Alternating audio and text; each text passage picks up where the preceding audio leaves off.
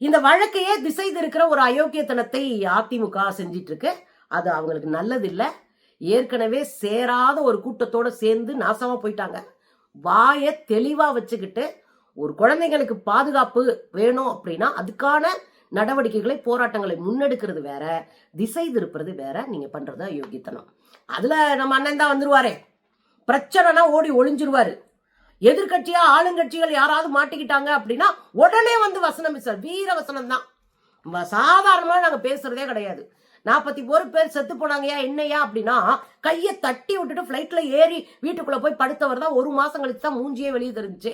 3வது நாள்ல சோகமா இருக்கிற மாதிரி நடிப்பு போட்டு ஒரு வீடியோ போட்டுட்டு கொஞ்சம் கூட கூச்சம் இல்லாத ஒரு கும்பல் தான் இந்த தற்குறி கும்பல். எனக்கு என்னன்னா, நீ யோகியனா இருந்தா, யாரு அண்ணன் ரொம்ப யோகியனா இருந்தா உங்க தலைமை கழகத்துல, நான் திரும்ப திரும்ப சொல்றேன், தமிழக வெற்றி கழகத்தினுடைய தலைமை அலுவலகம், அங்கேயே ஒரு பெண்ணுக்கு பாலியல் வன்புணர்வு நடக்குது, பாலியல் சூரண்டல் நடக்குது. அந்த பொண்ணை காப்பாற்ற முடியல, அதுக்கு நீதி கொடுக்க முடியல, அதன் மீது விசாரணை நடத்த முடியல. உடனே கைப்பட கடிதம் எழுதி நான் பெரிய ஆளு அப்படின்னு காட்டினீங்கன்னா நாங்க நம்புறதுக்கு முட்டாள்கள் இல்ல. வளாகத்துல உங்க கட்சி பெண்ணு உங்க கட்சி ஆளுகளால பாலியல் பலாத்காரம் செய்யப்பட்டிருக்காங்க. அதன் முதல் நீ தட்டி கேளியா? பெரிய ஆளா வந்து உட்காந்து யோகிய மாதிரி பேசுறது, இந்த டயலாக் அடிக்கணும் தமிழ்நாட்டுல விடுங்க.